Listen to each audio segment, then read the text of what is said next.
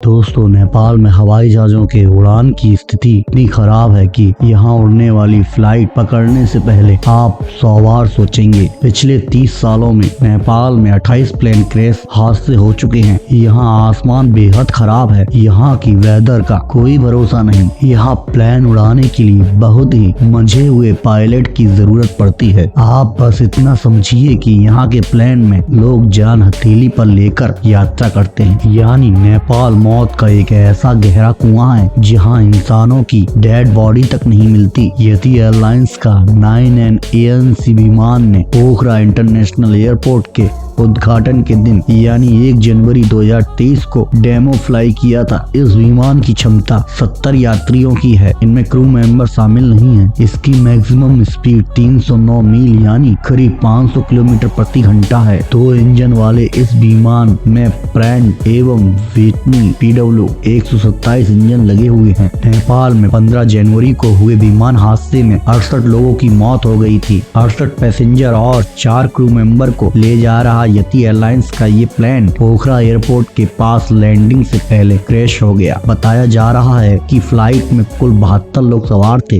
जिसमें 4 crew members हैं। जो विमान क्रैश हुआ है वो 9N ANC ATR 72 था। प्लेन को कैप्टन कमल केसी उड़ा रहे थे। हादसा कास्की जिले के पोखरा में पुराने एयरपोर्ट और पोखरा एयरपोर्ट के बीच हुआ था। रिपोर्ट के मुताबिक फ्लाइट ने काठमांडू से पोखरा जाने के लिए सुबह 10:30 बजे उड़ान भरी थी। पोखरा एयरपोर्ट काठमांडू से 206 किलोमीटर दूर है। यहाँ पहुँचने में 25 मिनट लगते हैं। यति एयरलाइंस का यह प्लेन काठमांडू से 205 किलोमीटर दूर क्रैश हुआ। ये रनवे से सिर्फ 10 सेकंड की दूरी पर था जब ये प्लेन लैंड होने के बजाय पोखरा घाटी में बहने वाली सेती नदी की खाई में जाके गिर गया। इसके बाद जितनी शुरुआती जांच हुई उसके हिसाब से नेपाल की एयरपोर्ट अथॉरिटी की ओर से ये कहा गया कि प्लेन क्रैश खराब वेदर नहीं बल्कि टेक्निकल फॉल्ट की वजह से हुआ। एयरपोर्ट अथॉरिटी की ओर से ये भी कहा गया कि विमान के पायलट ने ATC से लैंडिंग के लिए परमिशन ले ली थी। पोखरा ATC की ओर से लैंडिंग के लिए ओके भी कह दिया गया था, लेकिन एविएशन अथॉरिटी का कहना है कि लैंडिंग से ठीक पहले अचानक प्लेन में आग की लपटें दिखाई दी थी, जिसके बाद ये हादसा हुआ। इसलिए फिलहाल मौसम की खराबी के कारण ये दुर्घटना हुई, ये बात नहीं कही जा सकती। और से पता चला है कि अंजू सीनियर पायलट और ट्रेनर कैप्टन कमल केसी के साथ उड़ान पर गई थी। कमल केसी को विमान उड़ाने का 35 साल का अनुभव था। वे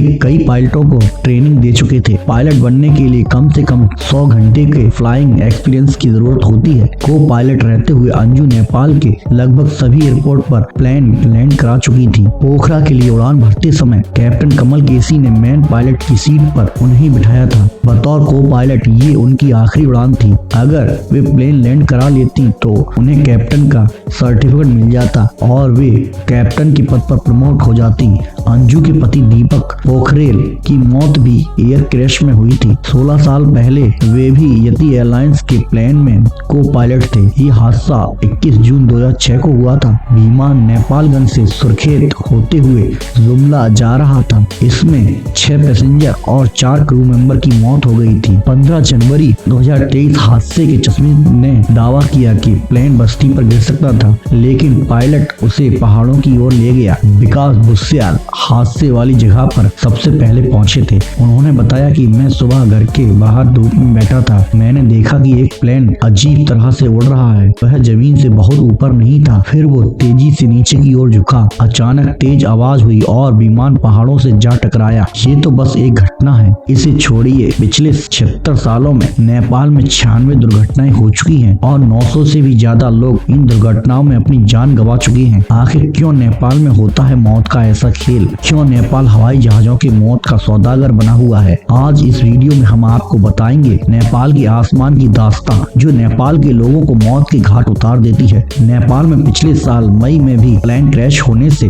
19 पैसेंजर और 3 क्रू मेंबर्स की जान चली गई थी। इस विमान में 4 भारतीय भी थे। नेपाल आर्मी की सर्च एंड रेस्क्यू टीम को मुस्तांग के सैनोसवेयर इलाके की पहाड़ी पर मलबा मिला था। ये एयरक्राफ्ट 43 साल पुराना था। तारा एयरक्राफ्ट क्रैश की जांच के लिए नेपाल सरकार ने 5 सदस्यीय कमीशन बनाया था, जिसे प्लेन क्रैश की घटनाओं से बचने के लिए सुझाव का काम भी सौंपा गया था। उससे पहले सन 2018 में भी यूएस बांग्ला एयरलाइंस का एक विमान नेपाल के काठमांडू एयरपोर्ट के पास दुर्घटनाग्रस्त हो गया था और उसमें यात्रा कर रहे 51 लोगों की मौत हो गई थी। हर साल प्लेन क्रैश में होने वाली मौतों के आंकड़े बढ़ते जा रहे हैं, लेकिन कोई चाहकर भी कुछ नहीं कर पाता। और अब यति एयरलाइंस का ANC ATR 72 विमान भी पश्चिम नेपाल के पोखरा नगर में आग की लपटों में झुलसता हुआ पाया गया। इस विमान में 72 लोग सवार थे जो घटना की बलि चढ़ गए। इस विमान में 4 भारतीय भी सवार थे। अभी तक 72 में से 68 लोगों को सब बरामद किए गए हैं और 4 शवों की किसी को कोई जानकारी नहीं है। कहीं प्लेन को नेपाल की खराब परिस्थितियों का फायदा उठाते हुए किसी ने जानबूझकर क्रैश तो नहीं करवा दिया। फ्रेंच गवर्नमेंट के साथ मिलकर नेपाल इसकी इन्वेस्टिगेशन कर रहा है। नेपाल के दास की डिस्ट्रिक्ट पुलिस के चीफ सुपरिटेंडेंट अजय केसी का कहना है कि ये प्लेन क्रैश नेपाल के पिछले 30 साल के इतिहास का सबसे बुरा और दर्दनाक एयर डिजास्टर है। नेपाल की एविएशन सेफ्टी नेटो के अनुसार ये डिजास्टर नेपाल की पूरी एविएशन इंडस्ट्री का तीसरा सबसे दर्दनाक एयर डिजास्टर भी है। इनका कहना है कि नेपाल के एयर रूट का बेहद खराब वेदर और लो विजिबिलिटी और माउंटेन टोपोग्राफी ये सभी नेपाल के इन डिजास्टर का कारण है। आपको बता दें कि नेपाल के पहाड़ों को विमानों की दुर्घटनाओं का एक बड़ा कारण माना जाता है। दुनिया के सबसे ऊंचे पहाड़ों में से 14 बड़े पहाड़ नेपाल में हैं, जो भले ही नेपाल में खूबसूरत टूरिस्ट डेस्टिनेशन बनाते हैं, लेकिन इनकी वजह से मौसम का कोई भरोसा नहीं रहता। कभी भी मौसम खराब हो जाता है और लो विजिबिलिटी के कारण पायलट्स अपना कंट्रोल खो देते हैं। कई बार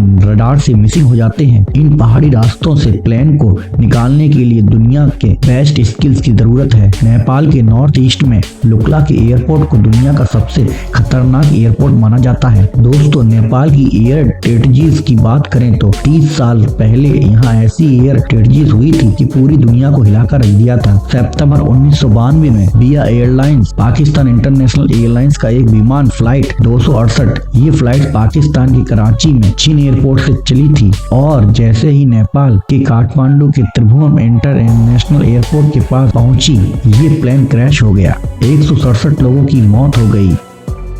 ये कोई अकेली घटना नहीं है दोस्तों। इस बार के यहाँ अक्सर ऐसी ही खतरनाक दुर्घटनाएं होती रहती हैं। सन 2010 में नेपाल के काठमांडू से लुक्ला जाने वाली अगली एयर फ्लाइट 101 ने काठमांडू से उड़ान भरी और उड़ान भरने के 22 मिनट बाद ही खबर मिली कि प्लेन भी दुर्घटनाग्रस्त हो गया और 14 लोगों की मौत हो गई। ये प्लेन उड़ान भरने के कुछ देर बाद ही रडार से मिसिंग हो चुका था और 2010 में ही दिसंबर के महीने में नेपाल में एक और दुर्घटना हुई थी। नेवी तारा एयरलाइंस की फ्लाइट थी और लंबी ठंडा से काठमांडू तक उड़ान भरने वाली थी। उड़ान तो भर चुकी थी, लेकिन कुछ देर बाद ये फ्लाइट भी दुर्घटनाग्रस्त हो गई और 22 लोग मारे गए, जिनमें क्रू मेंबर्स भी शामिल थे।